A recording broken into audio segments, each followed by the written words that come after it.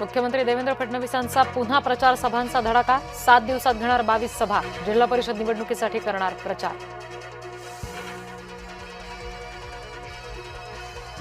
जे घोडा घालायचे त्यांना 232 नंबरचा घोडा दाखवला.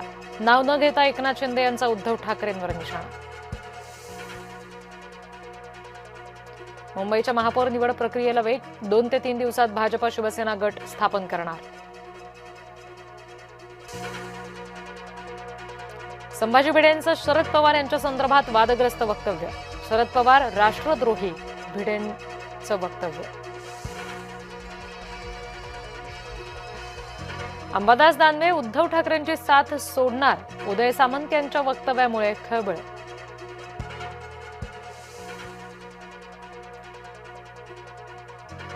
सामंतांच्या वक्तव्याकडे लक्ष देण्याची गरज नाही. उदय सामंत यांच्या दाव्यावर अंबादास दानवेंचं प्रत्युत्तर. मी शिवसैनिक आहे, दानवेंचं स्पष्टीकरण. नाईक मंत्री झाले शिंदेंच्या कृपेनं. शिंदेंवर सतत टीका करणाऱ्या नाईकांना सामंतांचं उत्तर. यापुढे शिवसैनिक गप्प बसणार नाहीत, सामंतांचा इशारा.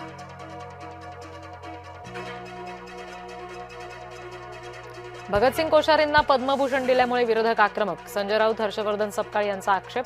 लोकशाही संविधानाला कोश्यारींनी पायदळी तुडवल्याचा आरोप.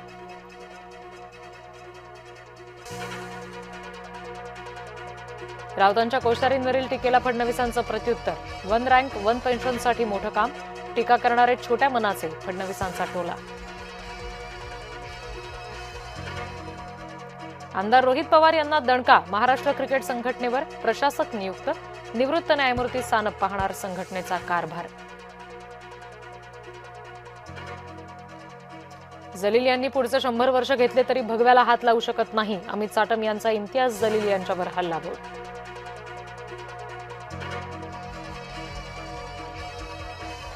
भाजप एमआयएम एकाच नाण्याच्या 2 बाजू.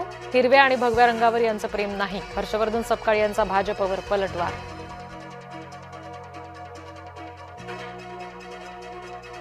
छत्रपती संभाजीनगरमध्ये ईव्हीएम विरोधात वंचितांचा एल्गार.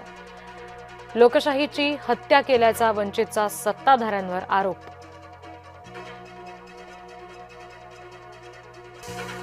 शक्तीपीठ महामार्गाचं सुधारित संरेखन निश्चित. 13 जिल्ह्यांमधील 395 गावांमधून 856 किलोमीटरचा मार्ग जाणार. नाशिक पुणे महामार्ग ठप्प. 8 ते 10 किलोमीटरपर्यंत वाहनांच्या रांगा. आदिवासी आणि शेतकऱ्यांच्या लॉंग मार्चमुळे वाहतूक कोंडी.